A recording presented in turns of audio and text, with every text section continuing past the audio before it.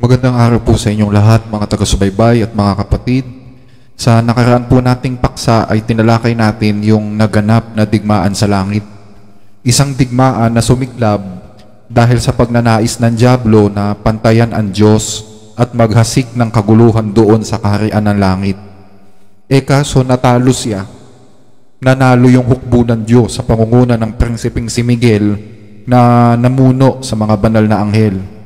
So dahil sa kanyang pagkatalo, inihagi si Satanas sa lupa at mula noon ay hindi na muli siyang nakatungtong sa kaharian ng langit. Kumbaga, naging totally cast out si Satanas nung matalo siya. At nung ihagi si Satanas sa lupa, syempre nag-aalburoto siya sa galit dahil sa pagkatalo niya. So ang ginawa niya, hinanting niya yung babaeng nanganak nung sanggol.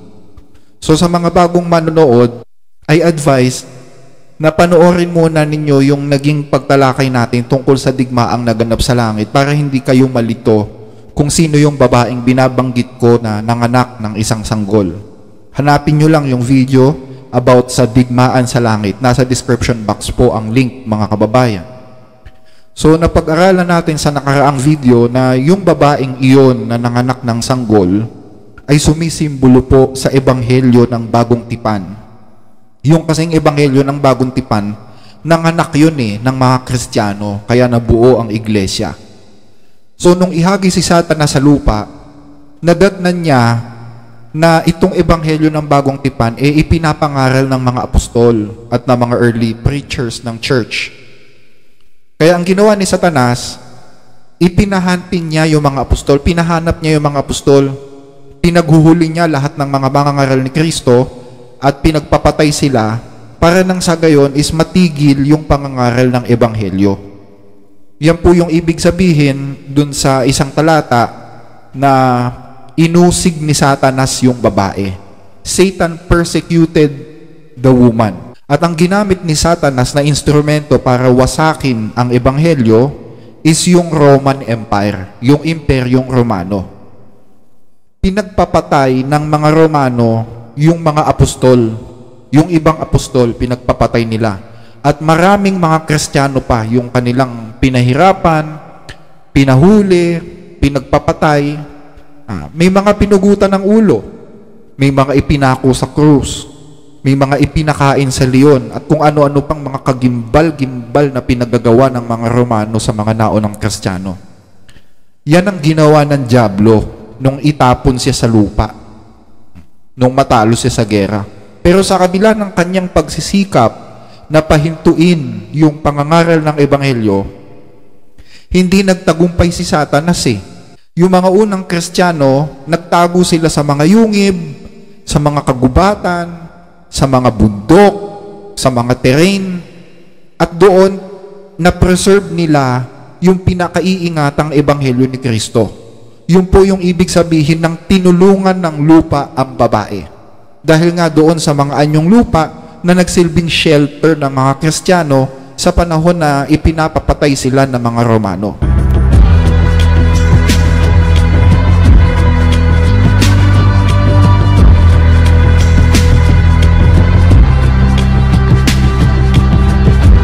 So, itong si Satanas, dahil nga disappointed sa mga nangyari, anong ginawa niya? Pakinggan ninyo sa Apokalipsis 13:1. At siya'y tumayo sa buhangin ng dagat. At nakita ko ang isang hayop na umaahon sa dagat na may 10 sungay at 7 ulo. At sa kanilang mga sungay ay may 10 diadema. At sa kanyang mga ulo ay mga pangalan ng kapusungan. So dito, tumayo si Satanas sa tabing dagat na parang may hinihintay. Nakatingin si Satanas sa malayo Hanggang sa maya-maya, may isang dambuhalang halimaw na umahon sa dagat. Anong itsura nitong halimaw, mga kababayan? Ang sabi ni Juan, may 10 sungay at 7 ulo. At sa kanilang mga ulo ay may 10 diadema, may korona. At sa kanyang mga ulo ay mga pangalan ng kapusungan. So, iyon yung hinihintay ni Satanas, mga kababayan. Napangiti si Satanas nung makita niya yung halimaw na umahon dun sa dagat eh. Ano pa itsura ng halimaw na yon, mga kababayan, para makilala natin ang husto. Tuloy natin yung basa. At ang hayop na aking nakita ay katulad ng isang leopardo, at ang kanyang mga paa ay gaya ng sa oso, at ang kanyang bibig ay gaya ng bibig ng leon. At ibinigay sa kanya ng dragon ang kanyang kapangyarihan at ang kanyang luklukan at dakilang kapamahalaan. So ano daw itsura ng halimaw, mga kababayan? Katulad daw siya ng leopardo, at ang kanyang paa ay paa ng oso, ang kanyang bibig ay bibig ng leon. So, nung magkita silang dalawa, lumapit ngayon itong halimaw na ito dun sa dragon. Lumapit siya kay Satanas. At ano ginawa ni Satanas? At ibinigay sa kanya ng dragon ang kanyang kapangyarihan at ang kanyang luklukan at dakilang kapamahalaan. So, ipinasa ni Satanas yung kanyang trono, yung kanyang authority dito sa halimaw na ito. Kumbaga, binibigyan ni Satanas ng authority itong halimaw na ito para i-exercise in full yung kanyang administrasyon. Ngayon, mga kababayan, unti-unti na tayong nagkakaroon ng clue doon sa pamagat ng ating topic ngayon, ang tagapagmana ng trono ni Satanas. Diba? Yan yung topic natin eh. Ngayon, syempre, alam na natin na hindi literal yan. Hindi literal yan. Wala namang ganyang klase ng halimaw na umahon sa gitna ng dagat eh, diba? So kung hindi literal yan, anong ibig sabihin yan? Ibig sabihin yan, mga kababayan, itong halimaw na ito, this beast is just representing for something else. Hindi siya literal na halimaw. Siya po ay sumisimbolo sa isang entity na magsisilbing representative ni Satanas sa lupa. Tanong, anong klaseng entity yan? Pakinggan ninyo dito sa Daniel 7:17, ang sabi po, ang apat na malaking halimaw na ito ay apat na hari na lilitaw mula sa lupa.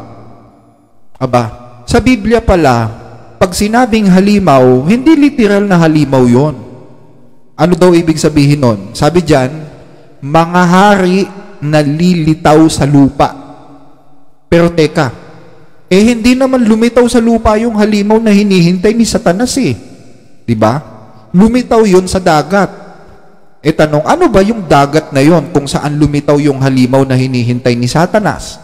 Pakinggan ninyo sa Apokalipsis 17:15. Sinabi rin sa akin ng anghel, ang nakita mong mga tubig na inuupuan ng babae ay mga tao, mga bansa at mga wika.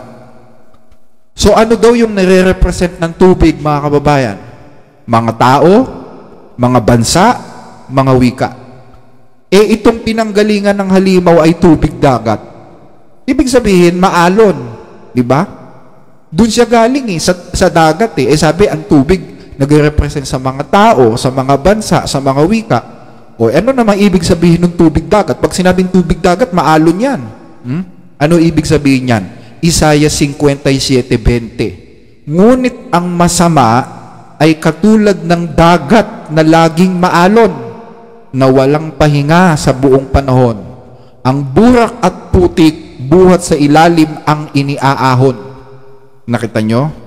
So ayon sa meaning, yung halimaw na nakita ni Juan, yung hinihintay ni Satanas, ay kumakatawan sa isang hari na magbubuhat sa gitna ng isang masamang mundo, ng isang maalong mundo na inihaling tulad sa isang maalong dagat. Pag sinabing masamang mundo, syempre magugulo mga tao dyan. Pag masasamang mundo, away ng away mga tao. Maingay, walang kapayapaan dyan Puro kaguluhan, puro gera. Yun ang ibig sabihin ng isang dagat na maalon sa wika ng Biblia.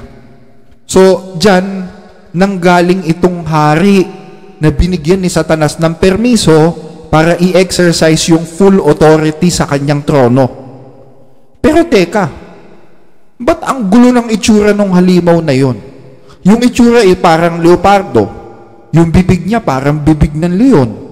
Yung paa niya paa naman ng oso. At meron siyang 7 ulo na may mga korona. At yung kanyang ulo is may mga nakasulat na mga blasphemous o mga kapusungan na mga pangalan. Anong klaseng itsura yon? Malamang magtaka kayo, ba't ang gulo ng itsura? Ganito yan mga kababayan. Yung leopardo, yung leon, yung oso, yan 3 hayop na yan, noon pa ipinakita na yan sa panahon pa ng propetang si Daniel Dati pa, ipinakita na yan kay Daniel, hindi lang si Juan ang nakakita nitong vision na ito, pati si Daniel. So mula sa aklat ng Apokalipsis, aatras tayo ng 1,500 years hanggang sa makarating tayo sa panahon ng propetang si Daniel. So balik tayo kay Daniel. Dito sa Daniel 7:3 hanggang 7. Mula sa dagat ay may lumitaw na 4 na iba't ibang dambuhala.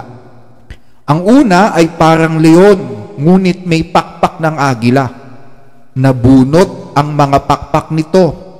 Umangat ito sa lupa at tumayong tila tao. Binigyan ito ng isipan ng tao. Ang ikalawa naman ay mukhang oso. Ang 2 paa lamang nito sa huli ang inilalakad at may kagat-kagat pa siyang 3 tadyang. May tinig na nag-uutos sa kanya, sige, magpakasawa ka sa karne. Ang ikatlo ay kawangis ng leopardo. Ito'y may 4 na pakpak sa likod.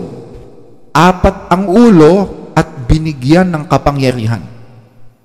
Pagkaraan, nakita ko ang ika-4 na hayop. Nakakatakot itong tingnan at mukhang napakalakas. Bakal ang ngipin nito at tanso ang mga panga. Niluluray ng bibig nito ang anumang makagat at tinatadyakan ang matira doon. Kakaiba ito sa 3 nauna sapagkat ito'y may 10 sungay. So ayan mga kababayan maliwanag Yung leon, yung leopardo at yung oso, nakita na rin yan ni Daniel noon. Yun nga lang, ang pagkakaiba, may kanya-kanya silang katawan Hindi katulad nung nakita ni Juan sa Apokalipsis na itong 3 hayop na ito is nagsanib sa isang katawan. Tama? So tanong natin ganito, sino itong leon na ito? Sino itong oso?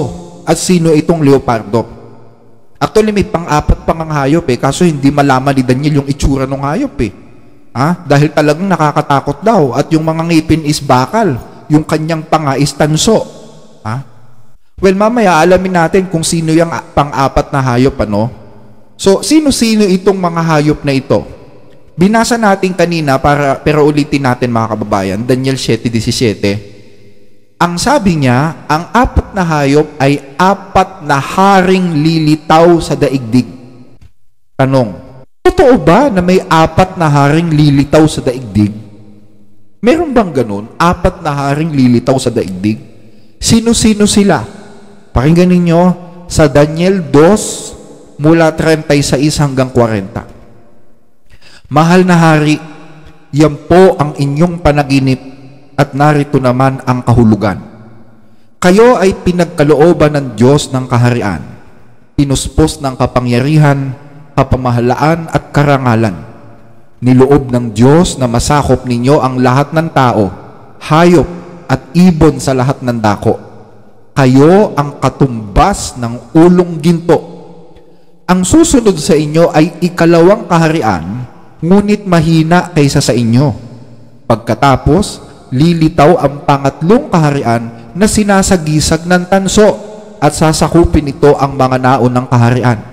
Ang 4 na kaharian ay sintigas ng bakal. Katulad ng nagagawa ng bakal, dudurugin ng kahariang ito ang buong daigdig. So diyan may nabasa tayong 4 na kaharian mga kababayan. Pero sa pagkakataong ito, sila'y nilalarawan ng iba't ibang metal na nakadikit sa katawan ng isang rebulto. May ginto, may pilak, may tanso, may bakal.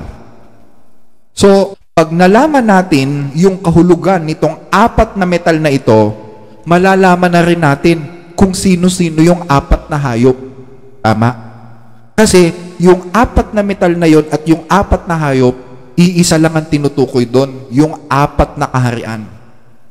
So unahin natin yung ginto. Sino yung ginto? Sabi diyan, mahal na hari, yan po ang inyong panaginip. At narito naman ang kahulugan. Kayo ay pinagkalooban ng Diyos ng kaharian, pinuspos ng kapangyarihan, kapamahalaan at karangalan. Niloob ng Diyos na masakop ninyo ang lahat ng tao, hayop at ibon sa lahat ng dako.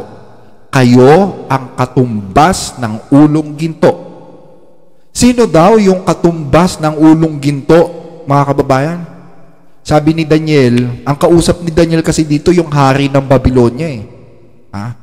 Yan ang kausap niya, si Haring Nabucodonosor.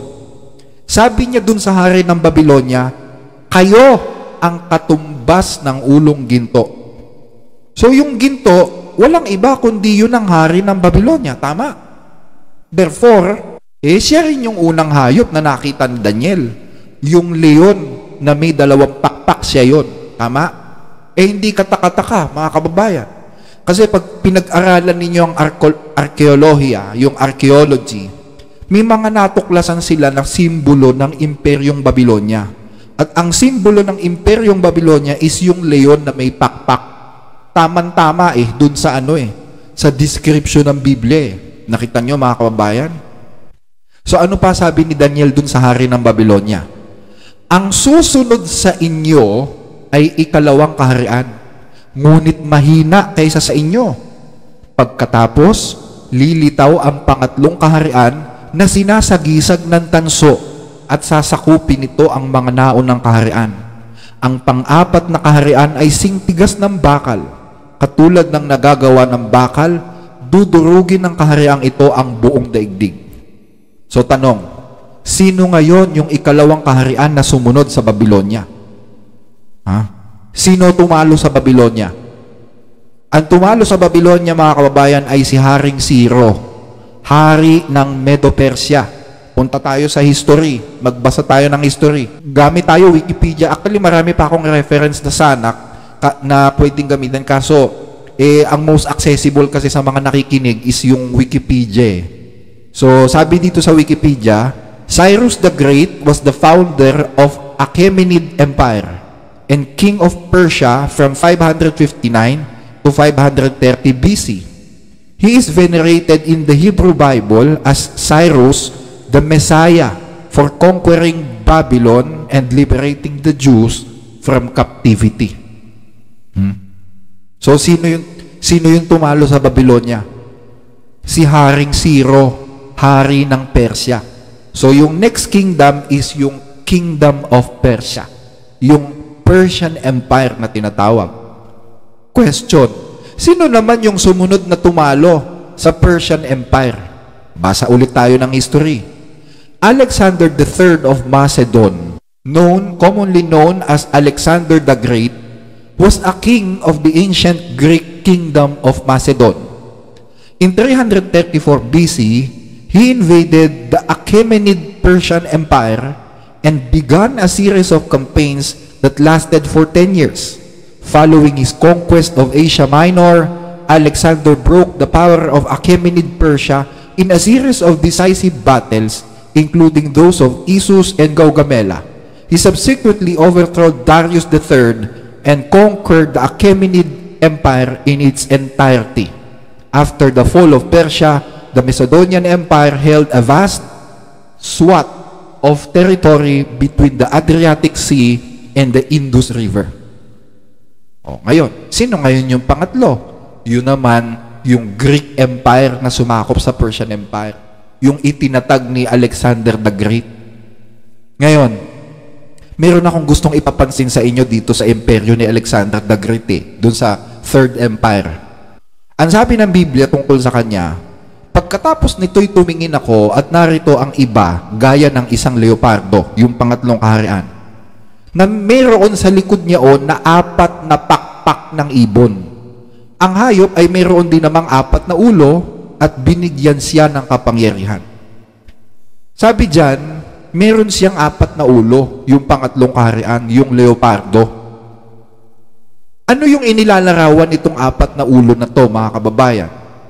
Punta tayo sa Isaias 9:15. Dito sa saling CEV.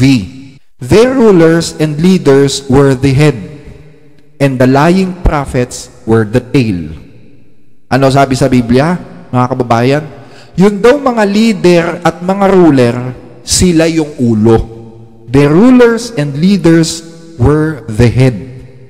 So kung apat na ulo yan, meaning may apat na rulers na manggagaling dyan sa pangatlong kaharian. Tama? Yun ang meaning nun, mga kababayan. May apat na ruler na manggagaling dyan sa pangatlong kaharian. Ano ba sabi sa kasaysayan ng Imperyong Gresya? Alam nyo ba, mga kababayan, na nung namatay si Alexander the Great, nahati ang Imperyong Grego sa apat na hari. Pakinggan ninyo, dito sa isang website, worldhistory.org, after Alexander's death, his empire was divided among his 4 generals, known in Latin as Diadochi, the name by which they are still referenced, from the Greek Diadokoi, meaning successors. Lysimachus, who took Thrace and much of Asia Minor. Cassander controlled Macedonia and Greece. Ptolemy I ruled Egypt, Palestine, Cilicia, Petra, and Cyprus. He founded the Ptolemaic dynasty, which lasted until the death of Cleopatra VII in 30 BC. Seleucus Nicator I ruled the remainder of Asia and founded the Seleucid Empire, which was comprised of Mesopotamia, the Levant, Persia, and part of India. Ayan po yung apat na naghati-hati sa Greek Empire after na namatay si Alexander the Great. Si Lysimachus, si Cassander, si Ptolemy, at si Seleucus Nicator. Kasi nga, walang tagapagmana si Alexander eh. So tandaan nyo yan, yung apat na kaharian na yan, o yung apat na hari na yan, mga kababayan, babalikan natin yung mamaya. So, tanong. So, nung mahati si sa apat, sino naman ang tumalo dito sa apat na ito? Pakinggan ninyo, dito pa rin sa Wikipedia para mas madali sa inyo. The Greek peninsula fell to the Roman Republic during the Battle of Corinth, 146 BC, when Macedonia became a Roman province. Meanwhile, southern Greece also came under Roman hegemony, but some key Greek poleis remained partly autonomous and avoided direct Roman taxation. In 88 BC, Athens and other Greek city-states revolted against Rome and were suppressed by General Lucius Cornelius Sulla. During the Roman civil wars, Greece was physically and economically devastated until Augustus organized the peninsula as the province of Achaia in 27 BC.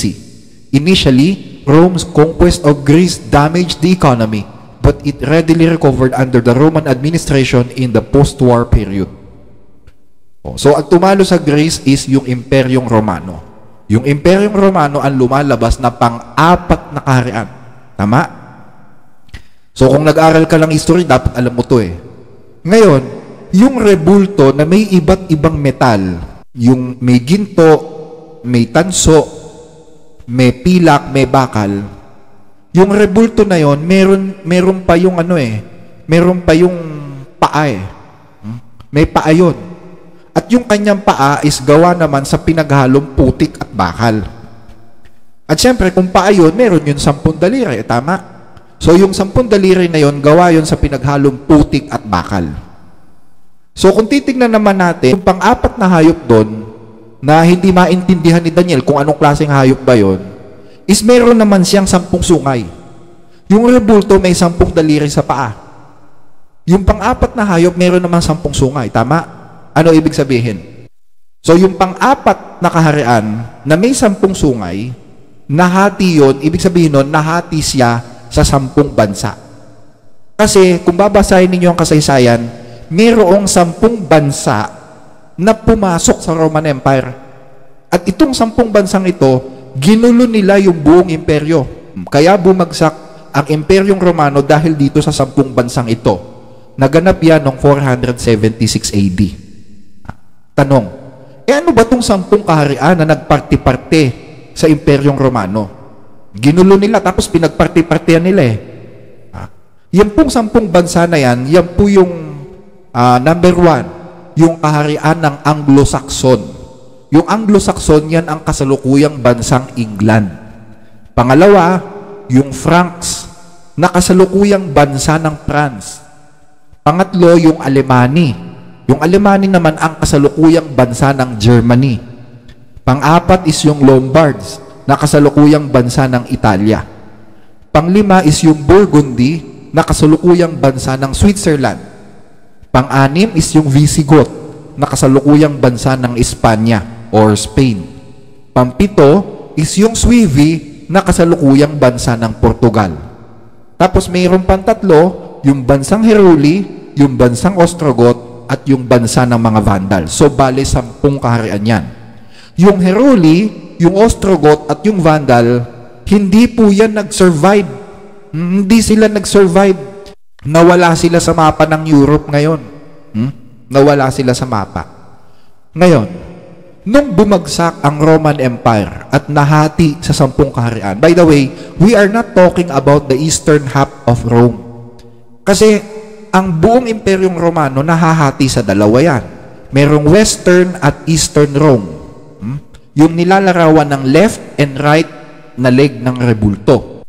So, yung tinutukoy nating nahati sa 10, ang tinutukoy natin dyan is yung western part, yung Western Roman Empire. Ayan mabuting magkalinawan tayo dyan, mga kababayan.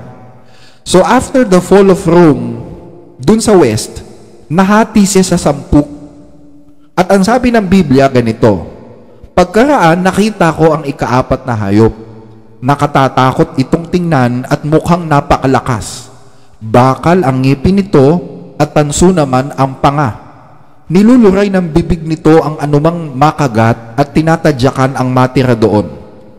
Kaiba ito sa 3 nauna sapagkat ito'y may 10 sungay. Pinagmasdan kong mabuti ang mga sungay at nakita kong may tumutubo pang isa. Ang 3 sungay ay nabunot upang magkaroon ng puwang ang sungay na tumutubo. Ito ay tulad ng tao, may mga mata at bibig, at nakapangingilabot ang sinasabi nito.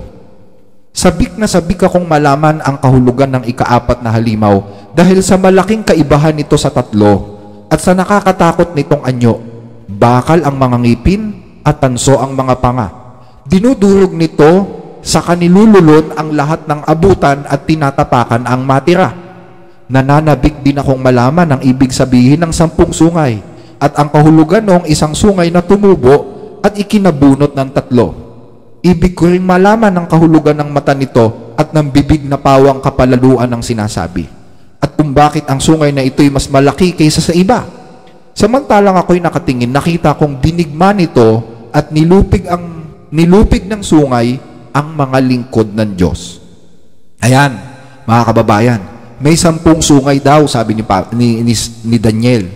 Sa gitna nitong 10 sungay na ito is may tumutubong isang maliit na sungay. Sino daw itong maliit na sungay na tumutubo? Sabi diyan, ito'y tulad ng tao, may mata at bibig, at nakapangingilabot ang sinasabi nito. So yung maliit na sungay is tao yun, mga kababayan. Tao yun. Hindi yun kaharian. Yung maliit na sungay ay tao. Sabi ni Daniel, ito ay tulad ng tao, may mga mata at bibig. At itong taong ito, naging makapangyarihan. Alam niyo kung bakit? Kasi, nung tumubo siya, nabunot yung 3 sungay sa harap niya Ano ibig sabihin? Yun ngayon ang dahilan kung bakit nawala sa mapa ng Europe yung bansang Heruli, Ostrogoth at Vandal. Kasi dahil dun sa maliit na sungay na ito, nawala ng kaharian yung 3 sungay. Nakita nyo, mga kababayan? So our question is, sino itong maliit na sungay na naghari after the fall of Rome? Naghari siya dun sa gitna ng 10. At dahil sa kanya, nabunot yung 3 kaharian, nawala ng pwesto. Dito sa isang reference na babasahin ko, mga kababayan, The Latin Church in the Middle Ages na isinulat ni Joseph Turmel, isang historian po ito. Sabi niya dito sa kanyang aklat, no, the church will not descend into the tomb. At length, a second empire will arise, And of this empire, the Pope will be the master. More than this, he will the master of Europe. He will dictate his orders to kings who will obey them. Such is the picture of which this book is intended to be outlined. Nakita nyo mga kababayan, sino daw yung maliit na sungay na naghari sa buong imperyo after the fall of Rome? Sabi dyan, at length a second empire will arise, and of this empire the Pope will be the master. More than this, he will be the master of Europe. The church will not descend into the tomb, it will survive the empire. Ibig sabihin, siya yung magpapatuloy dun sa imperyo. So sino yun? Sino yung tinutukoy dun? Na kahit yung mga barbarians, yun yung 10 kingdoms na sinasabi natin. Na kahit ang mga barbarians is tumuko sa kanya. Sino yun? Yun ang Papa sa Roma. History yan mga kababayan, hindi ko po invento ito. Pwede niyong i-validate para makasigurado kayo.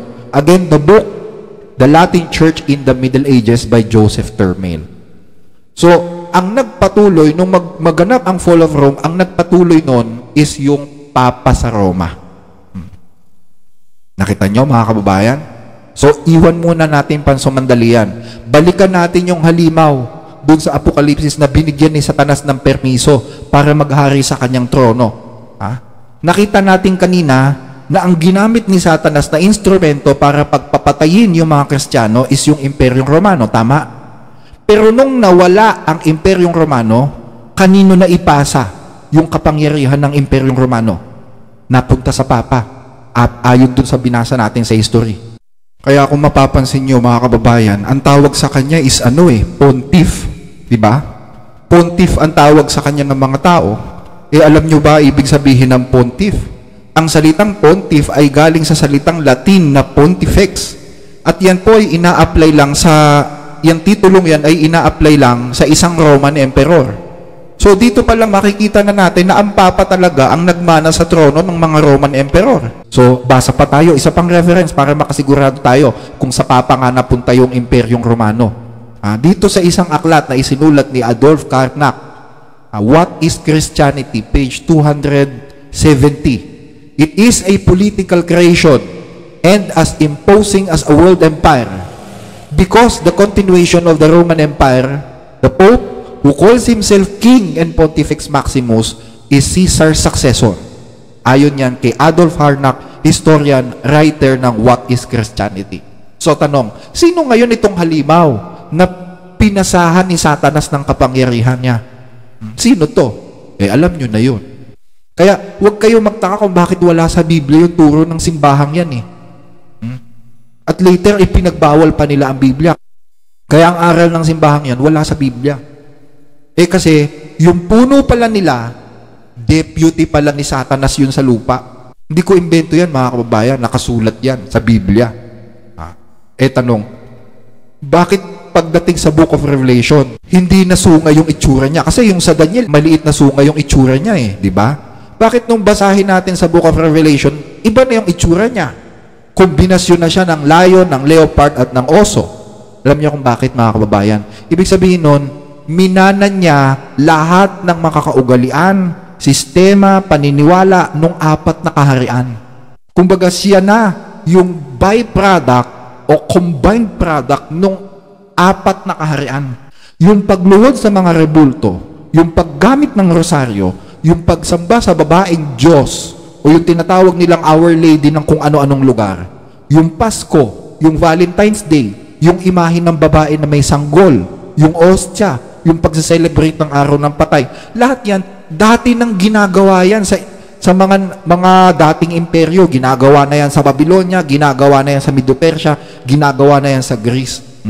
I-convert lang into Christian value. Pero wala sa Biblia.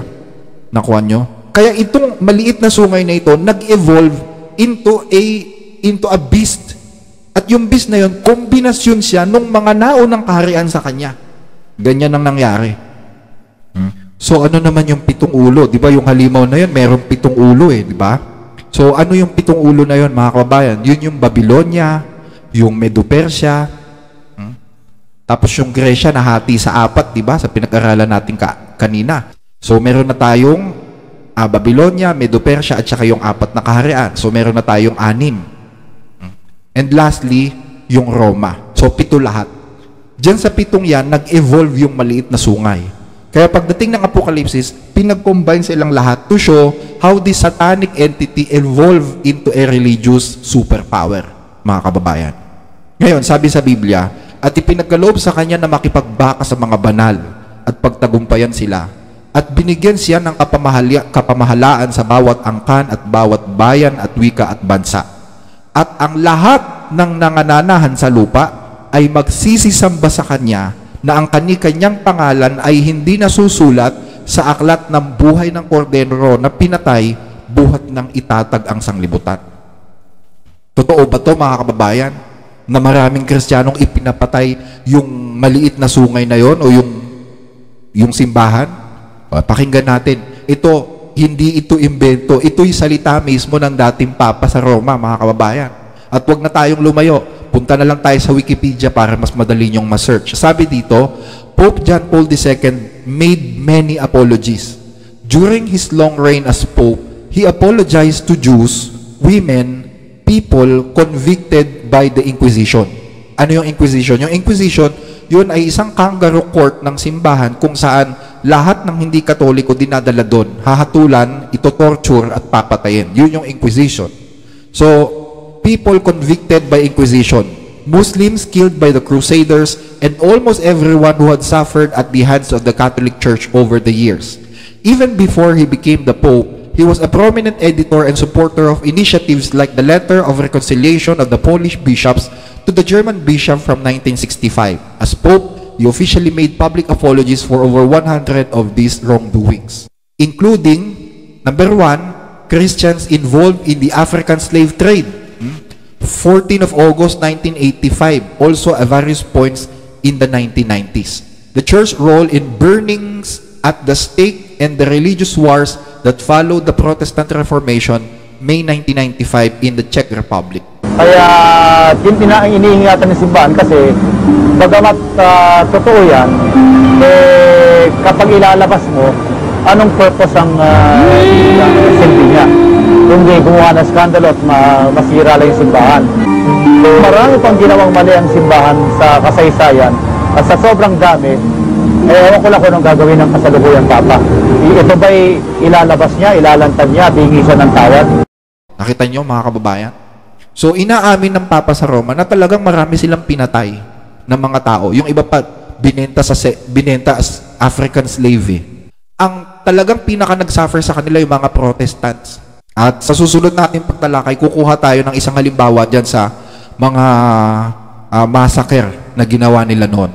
Abangan nyo yan, mga kapatid. Sa susunod na video natin, yan ang ating paksa.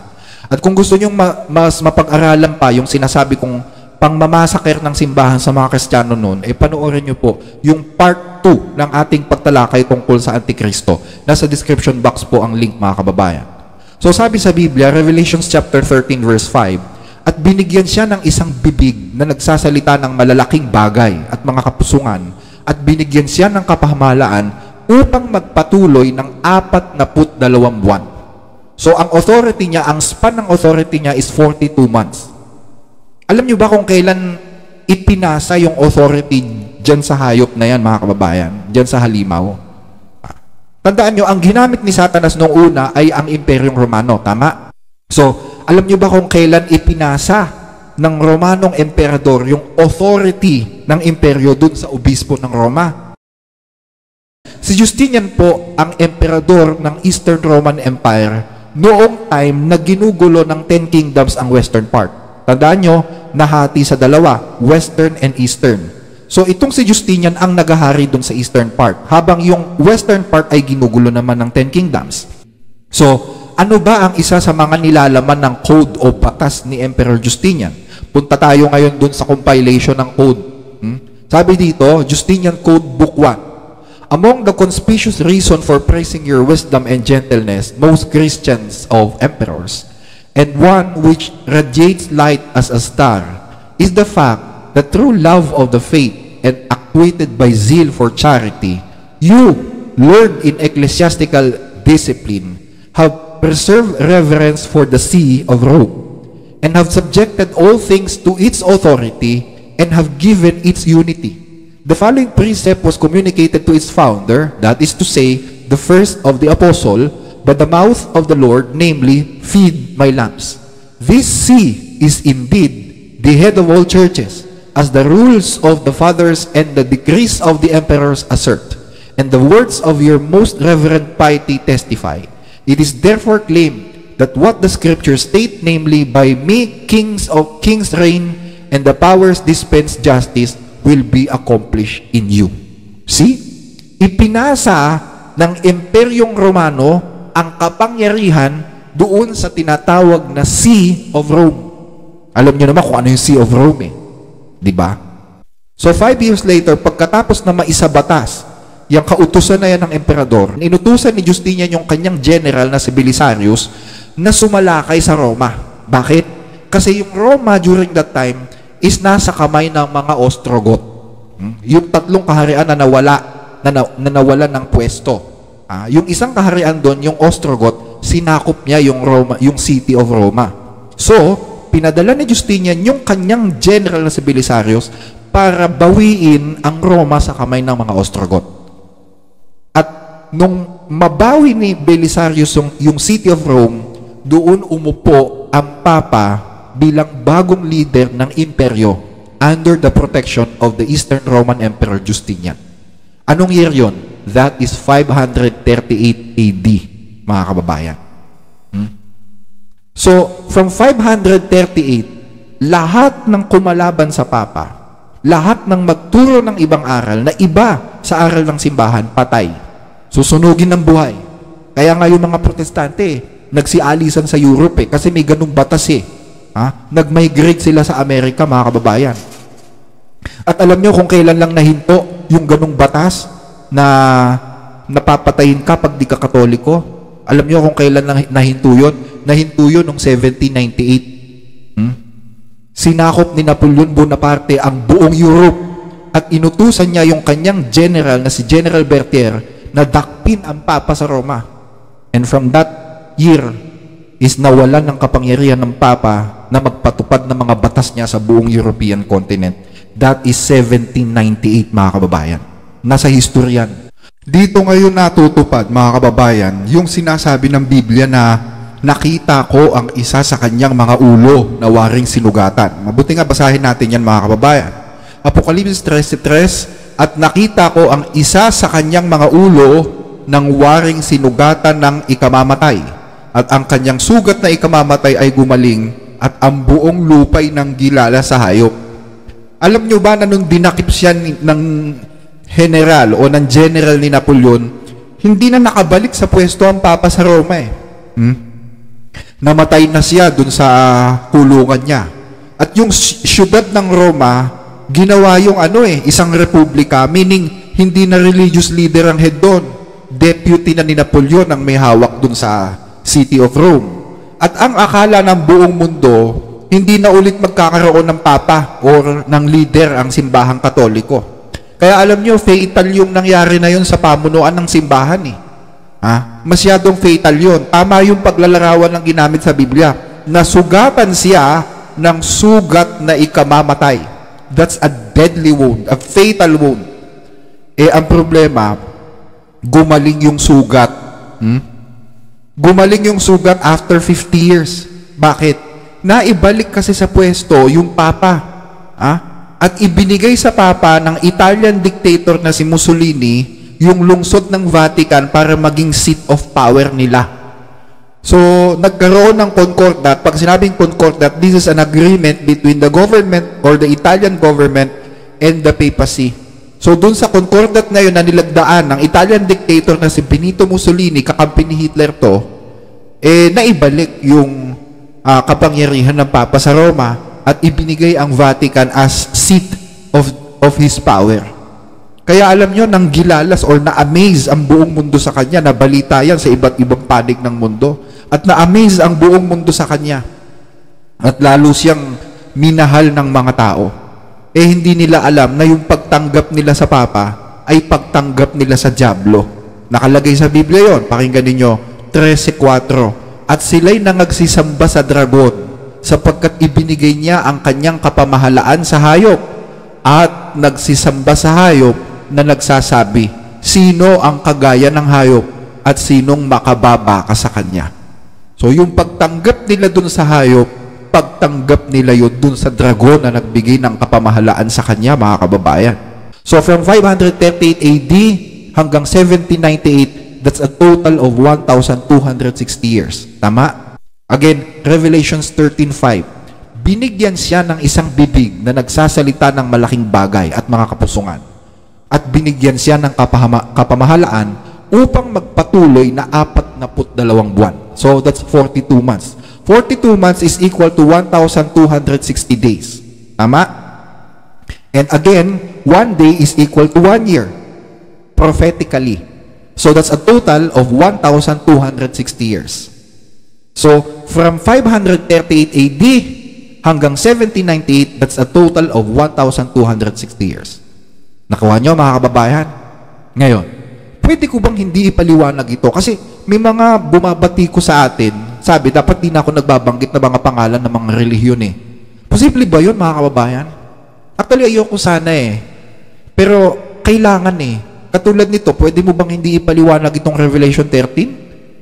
Ano, pupunitin na ba natin ito dahil may mga taong nagsasabi na huwag nang magbanggit ng reliyon? Eh kung kagustuhan ko lang sana, pwedeng huwag nang magbanggit eh. Pero Diyos po kasi ang may gusto nito. Kaya nga po ito naisulat eh. Ano, pupunitin na ba natin itong chapter na to?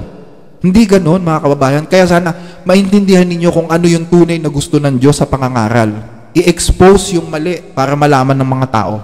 So I think hanggang dyan na lang muna ang ating pag-aaral. Sa mga susunod na panahon, tatalakayin naman natin kung sino naman yung pangalawang halimaw na pinagpasahan naman ng authority ni Satanas. At mayroon pang sumunod na halimaw eh. May second beast pa eh. So sa susunod na pagtalakay, aaralin natin sino naman yung second beast na yon.